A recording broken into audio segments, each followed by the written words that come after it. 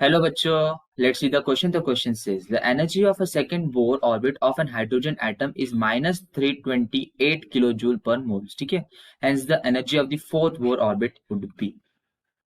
Basically हमें पूछा क्या गया है कि the energy दिया है, ठीक है, energy of a second Bohr orbit. The energy second Bohr orbit of an hydrogen atom वो हमें दिया है कि minus 328 किलोजूल पर मोल के बराबर. और बोला गया कि energy of the fourth orbit जो होगी वो क्या होगी, ठीक है. तो हमें जैसे पता है जिस क्वेश्चन का की कॉन्सेप्ट होगा, की concept of this question will be, हम इसलिए जानते हैं कि जो बोर थे उन्होंने हमें एक फॉर्मूला दिया था, ठीक है, to find relation between the energies and number of shells या फिर ऑर्बिट्स. तो वो था formula E N is equals to E nought into N square upon Z square. ये मुझे उन्होंने फॉर्मूला दिया था.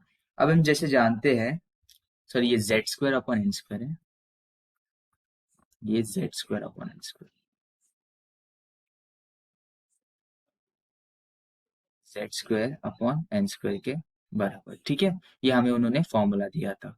अब हम जैसे जानते हैं कि इसमें जो ई नॉट है वो क्या है, वो मेरी ग्राउंड एनर्जी, यानी कि जब मेरा जो जो एनर्जी बिटवीन मेरे न्यूक्लियस से जो फर्स्ट ऑर्बिट से जो मेरी एनर्जी है फर्स्ट ऑर्बिट की from the distance of the nucleus, तो वो कितनी रहेगी, ई नॉट के बराबर. और हम जैसे जानते हैं कि ई नॉट की एनर्जी रहती है माइनस का 13.6. वैसे तो क्वेश्चन में यूज नहीं है बट बता दे रहा हूँ, ठीक है.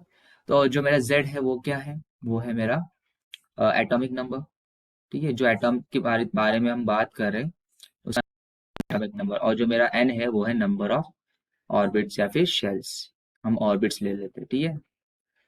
ठीक है, तो जैसे ही हम जानते हैं कि इस क्वेश्चन में हमें जस्ट इस फॉर्मूले का ना रिलेशन यूज करना है. हम जैसे जानते हैं अकॉर्डिंग टू दिस इक्वेशन या फिर इस फॉर्मूले से कि जो मेरा ई एन है ना वो इनवर्सली प्रोपोर्शनल है किसके, एन स्क्वायर के, ठीक है. अब जस्ट हमें इससे रिलेशन निकालना है कि हम जैसे जानते हैं अगर ये इनवर्सली प्रोपोर्शनल है तो जो मेरा ई वन हो जाएगा, यानी कि पूछा किसके लिए, हम लोग को सेकंड बोर ऑर्बिट के लिए पूछा है और फोर्थ बोर ऑर्बिट के लिए पूछा है. तो जो मेरा ई फोर कितना second Bohr, the energy of second Bohr orbit ये हमें दी थी, ठीक है. E four upon E two is equal to क्या हो जाएगा फिर मेरा, N two upon N four का होल स्क्वायर, ठीक है, अकॉर्डिंग टू दिस रिलेशन. तो जैसे अगर हम इसको वैल्यूज पुट करके सॉल्व करें तो मेरा ई फोर की वैल्यू हो जाएगी, E four is equal to E two को अगर मैं इस तरफ मल्टीप्लाई कर दूं तो जो ई टू की वैल्यू कितनी थी मेरे पास, माइनस का 328 के बराबर, ठीक है. और ये कितना था, ये था एन टू कितना था मेरे पास, यानी कि दूसरा शेल था वो था 2 डिवाइडेड बाय नीचे क्या था मेरा 4, ठीक है, क्योंकि मैं वो एन इज इक्वल टू 4 के लिए निकालना था इसका होल स्क्वायर. तो ये हो जाएगा 2, ये कैंसिल आउट 2 टाइम्स. तो ये जो मेरा फाइनल आंसर आ जाएगा ये आ जाएगा कुछ इस तरह से. ये सॉरी, इसको डिवाइड करेंगे पहले हम, डिवाइडेड बाय 2. तो आफ्टर डिवाइडिंग दिस मुझे जो फाइनल आंसर मिलेगा वो मिलेगा 164 के बराबर, यानी कि माइनस का 164, ठीक है, माइनस साइन भी है. और इसका जो यूनिट्स होगा हो जाएगा किलो जूल पर मोल, ठीक है.